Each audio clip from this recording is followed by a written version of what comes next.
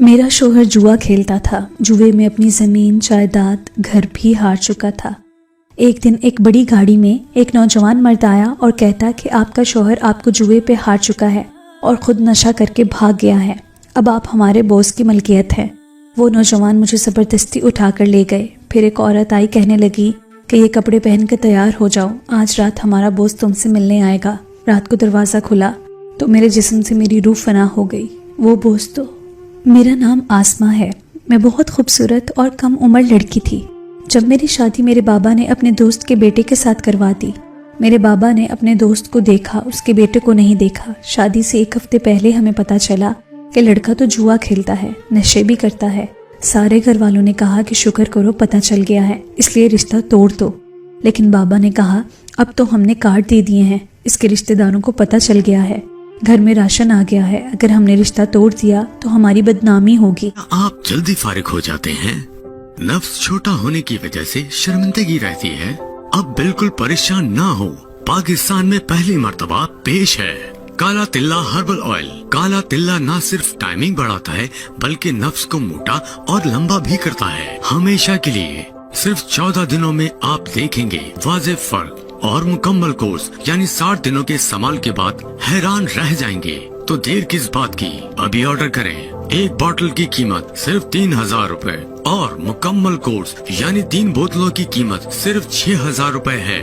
یعنی پورا کورس لینے پر 3000 کی بچت. اگر آپ 60 دنوں میں نتائج سے مطمئن نہ ہوئے تو بنا کسی سوال کے آپ کی رقم آپ کو واپس کر دی جائے گی. نیچے بک ناؤ کے بٹن پہ کلک کر کے ابھی اپنا پتہ نہیں کیوں ایک ہفتے پہلے بدمزگی ہو گئی. جبکہ یہ لوگ اتنا خوش تھے. سب نے بابا کو سمجھایا کہ تمہیں شکر کرنا چاہیے کہ تمہیں پتہ چل گیا ہے، بعد میں تمہاری بیٹی کی زندگی برباد کرے گا. پر بابا کا کہنا تھا کہ سب کچھ جھوٹ بھی ہو سکتا ہے، دشمن بھی تو ہوتے ہیں، شاید انہوں نے یہ بات کی ہوگی. میں اپنی بیٹی کا رشتہ یہیں کروں گا، شادی کے بعد ٹھیک ہو جائے گا. چھوٹی بڑی غلطیاں تو سب سے ہو جاتی ہیں. میں بھی شادی سے پہلے سگریٹ پیتا تھا، لیکن شادی کے بعد میں نے سگریٹ چھوڑ دی. پتہ نہیں میرے بابا ٹھیک سوچ رہے تھے یا غلط. بدنامی کے ڈر سے اپنا فیصلہ نہیں بدل رہے تھے، جبکہ سب کہہ رہے تھے کہ تمہاری بیٹی کی زندگی برباد ہو جائے گی. بابا نے میرا رشتہ طے کر دیا. میرے بابا کے علاوہ میرا اس دنیا میں کوئی بھی نہیں تھا. میرے بابا کی میری امی سے پہلے بھی کسی عورت سے شادی ہو چکی تھی، لیکن ان کو اس سے اولاد نہیں ہوئی، اس لیے انہوں نے میری امی کے ساتھ شادی کی تھی. شاید اسی وجہ سے ڈر گئے تھے، کیونکہ میری گردن پر ایک عجیب سا کالا نشان تھا جو کہ پیدائش کے وقت ہی میری گردن پر موجود تھا. اور لوگ مجھے کہتے تھے کہ اس کی شادی نہیں ہوگی کیونکہ یہ لڑکی ہے، اور لڑکیوں کے اوپر ایسا نشان ہو تو پھر ان کی شادی مشکل سے ہوتی ہے. بابا بھی اس بارے میں پریشان رہتے تھے، اور واقعی دنیا والوں کی بات بھی ٹھیک تھی. لیکن اللہ نے مجھے بہت اچھی شکل و صورت دی تھی. میں بند گلوں والے کپڑے پہنتی تو وہ نشان نظر نہیں آتا تھا، اور سب لوگ میری شکل دیکھ کر ہی خوش ہو جاتے تھے. لیکن جو ابھی رشتہ کیا تھا ان کو یہ بات بتائی تھی اور ان کو اس سے کوئی مسئلہ نہیں تھا. بابا نے میری شادی کر دی اور کہا کہ اب میں گاؤں جا رہا ہوں اپنے بھائی کے گھر، کیونکہ ان کا بھائی دنیا میں نہیں تھا اور اس کے گھر میں کوئی مرد نہیں تھا، اس لیے بابا کا وہاں پر رہنا مناسب تھا. وہ لوگ بھی بابا کی بہت عزت کرتے تھے. بابا مجھے رخصت کر کے وہاں چلے گئے اور مجھے یہ سمجھایا کہ اب تم نے اس گھر کو اپنا گھر سمجھنا ہے اور اچھے طریقے سے رہنا ہے. میں نہیں چاہتا کہ کوئی مسئلہ بنے. چھوٹے موٹے مسائل سب کے ساتھ ہوتے ہیں، ان کو برداشت کر لینا. عورت گھر بناتی ہے تو اسے بہت کچھ برداشت کرنا پڑتا ہے. اس کا یہ مطلب تھا کہ کوئی بھی مسئلہ ہو تو مجھے نہیں بتانا. شادی والی رات ہی اپنے شوہر کو غور سے دیکھا تو وہ شکل و صورت کا تو اچھا تھا، عمر میں بھی زیادہ نہیں تھا، بات بھی اچھے طریقے سے کر رہا تھا. مجھے لگا کہ شاید واقعی سب کچھ جھوٹ تھا، انہی لوگوں نے اس کے بارے میں افواہ اڑائی تھی. یہ تو اچھا انسان لگ رہا تھا. اس نے میری بہت عزت کی، مجھ سے بہت زیادہ پیار سے بات کی اور کہا کہ گھر میں کوئی بھی نہیں ہے، یہ گھر تمہارا ہے، اس گھر کو اچھے طریقے سے رکھنا اور مجھے اپنی اچھی بیوی کے روپ میں نظر آنا. تمہارا بہت خیال رکھوں گا. صبح صبح شوہر گھر پر نہیں تھا. سوچا کہ شاید ناشتے کا سامان لینے گیا ہوگا کیونکہ اور کوئی تھا بھی نہیں. اس گھر میں شادی بھی سادگی سے ہوئی تھی، لیکن شوہر تو واپس نہیں آ رہا تھا. دوپہر کے 2 بج گئے تھے. نمبر ملا رہی تھی تو نمبر بھی نہیں اٹھا رہا تھا. سوچا کہ اتنی دیر بیٹھ کر کیا کروں گی، اپنی چیزیں ہی سیٹ کر لیتی ہوں. الماری میں اپنی چیزیں رکھنے لگی، لیکن جب دیکھا کہ میرا زیور تو کمرے میں تھا ہی نہیں، میں پریشان ہو گئی. میرے سونے کا سیٹ نہ جانے کہاں چلا گیا تھا. بابا نے ایک سونے کا سیٹ ہی تو مجھے بڑے پیار سے دیا تھا. بہت زیادہ پریشان ہو گئی. इधर उधर तलाश करने लगी। शौहर शाम को घर आया तो उसके हाथ में खाना था, 2 रोटियां और थोड़ा सा सालन। कहने लगा कि तुम्हारे लिए लाया हूँ, भूखी बैठी होगी। वैसे तो मैं तो सुबह से भूखी ही बैठी थी, लेकिन उसे देखकर मेरी भूख मर गई थी, क्योंकि मुझे पता चल गया था कि वो नशे में है। उसने शराब पी थी। जब पूछा तो कहने लगा, हाँ रोज पीता हूँ, आज पहली दफा थोड़ी पी है। मैंने कहा कि जो लोग शराब पीते हैं मुझे उनसे बहुत डर लगता है। उसने कहा कि मुझसे तो नहीं डरना तुम्हें। वो एक तरफ बैठ गया। मैंने फिर थोड़ी देर के बाद बताया कि मेरा जेवर नहीं मिल रहा। उसने कहा कि देखो इधर ही होगा, और कहाँ जाएगा, इतनी लापरवाह हो तुम। उल्टी उल्टी बातें करने लगा। उसकी बातों का कोई सर पैर नहीं था। फिर अचानक से कहने लगा कि वो जेवर तो मैंने बेच दिया है, और उसके जो पैसे आए थे वो भी जुए में हार के आ गया हूँ। एक ही दिन में मेरे शौहर ने मुझे अपना असली रूप दिखा दिया, और वो शराब भी पीता था, जुआ भी खेलता था, और उसने मेरा जेवर भी चुरा लिया था।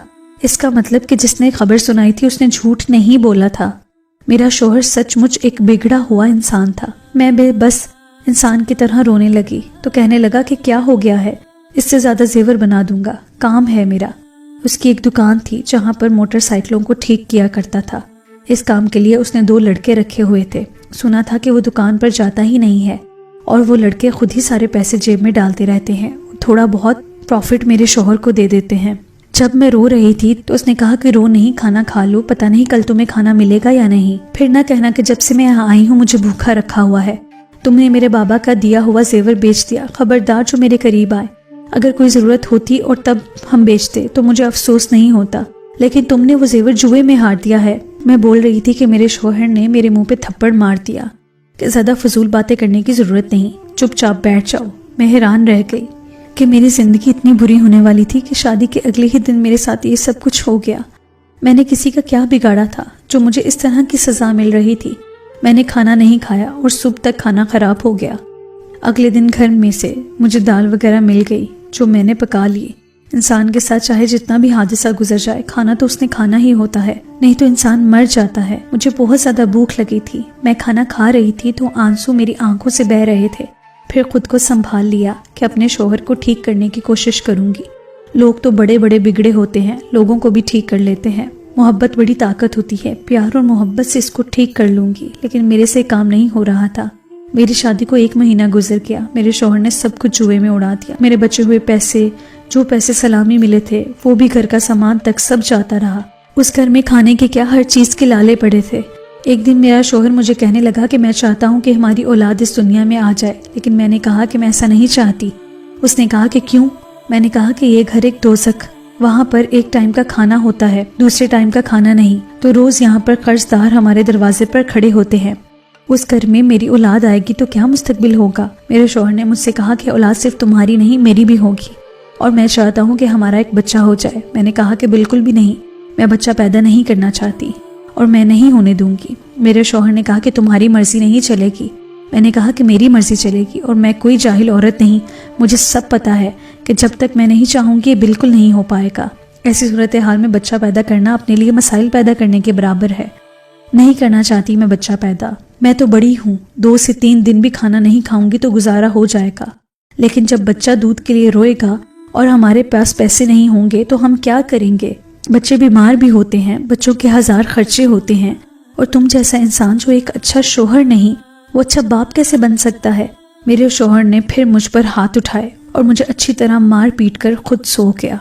मैं सारी रात रोती रही कि मेरी जिंदगी कैसी जिंदगी है। कभी कभी सोचती थी कि बाबा को सब कुछ बता देती हूँ, क्योंकि अब तो पानी सर के ऊपर से चला गया था। लेकिन बाबा भी क्या करते, समझा बुझा के फिर मुझे उस शख्स के साथ रुखसत कर देते। जब उसी के साथ रहना था तो फिर फसाद मचाने की क्या जरूरत थी?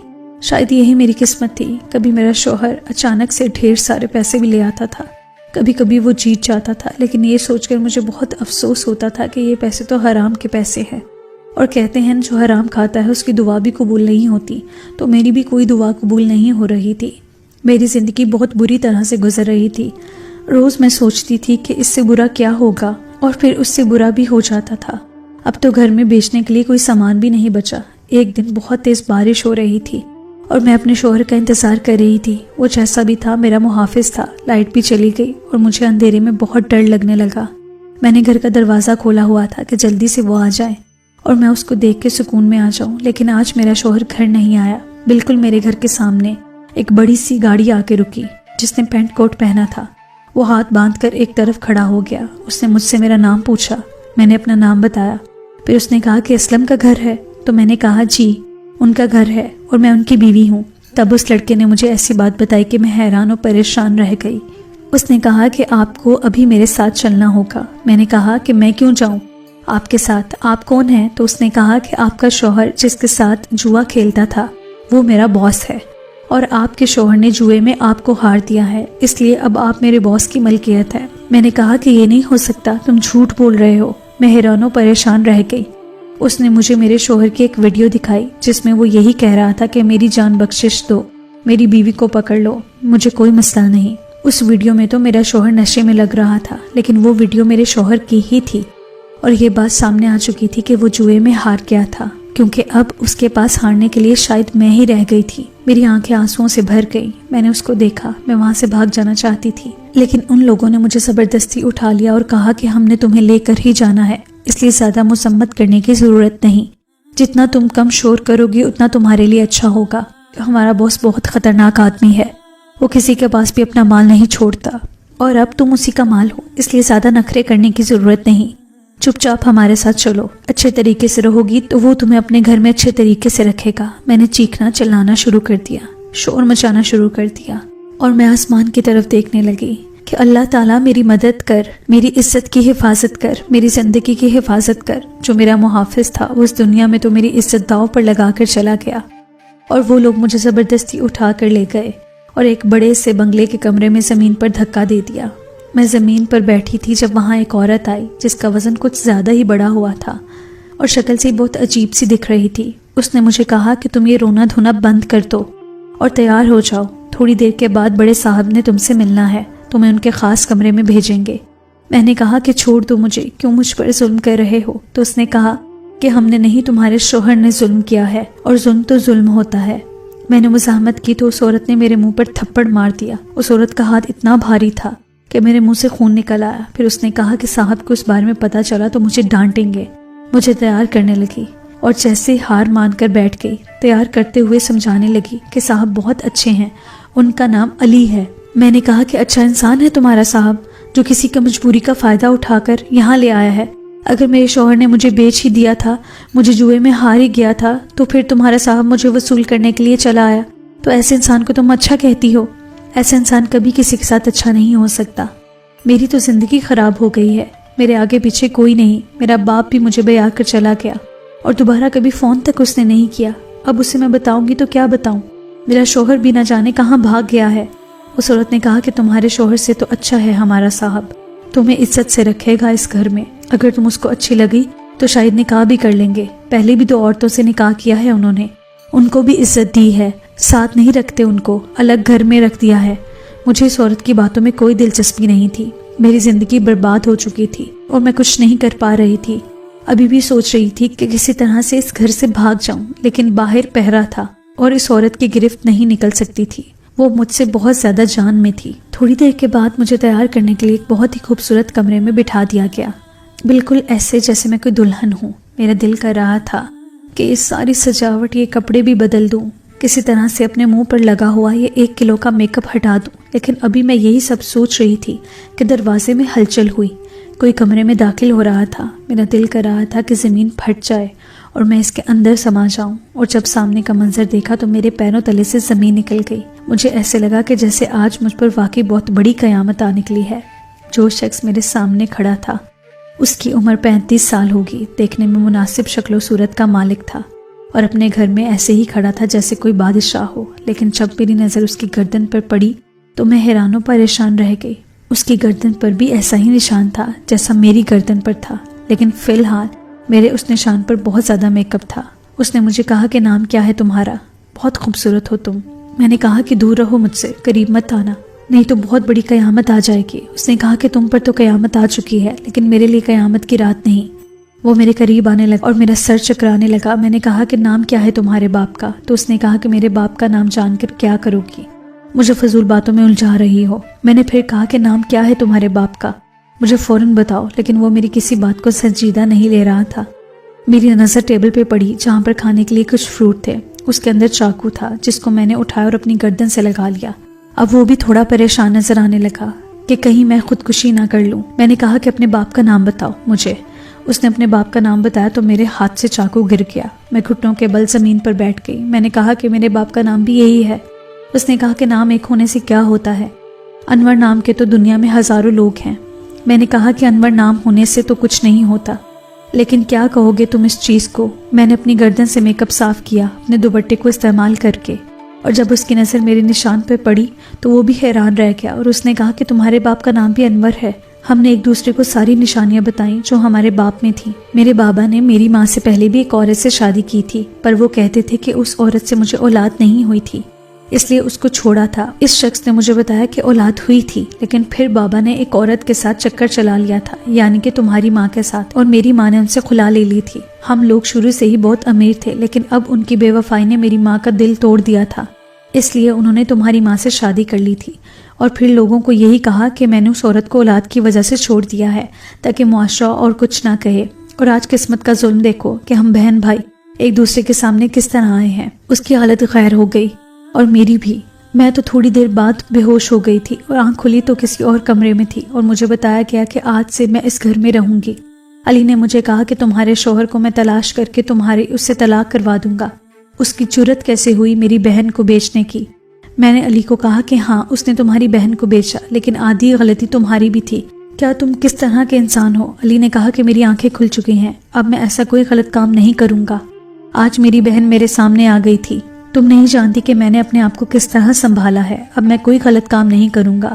تمہاری طلاق کروانے کے بعد تمہاری عدت پوری ہو جائے گی تو ہم دونوں اللہ کا گھر دیکھنے جائیں گے، وہاں جا کر معافی مانگیں گے اپنے گناہوں کی، اور اس کے بعد دونوں ایک نئی زندگی شروع کریں گے۔ تم تو میری بہن ہو، میری ذمہ داری ہو، یہ تمہارا گھر ہے، تم یہیں پر رہو۔ جب تمہارا دل کرے گا تو تمہارے لیے کوئی اچھا ہم سفر بھی تلاش کر لوں گا۔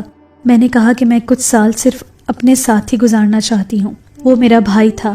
ہم لوگوں نے میرے شوہر کو تلاش کیا اور اس نے علی سے میری طلاق کروا دی اور اس کو پولیس کے حوالے بھی کیا، اور اس کے بعد سارا کچھ بھول کر ایک نئی زندگی شروع کر دی۔ اب میں علی کے ساتھ رہتی ہوں۔ میں نے اسے مشورہ دیا ہے کہ اس کے پاس اتنی دولت ہے تو کسی نیک کام میں لگائے، اور وہ بھی کہتا ہے کہ میں ایسا ہی کروں گا۔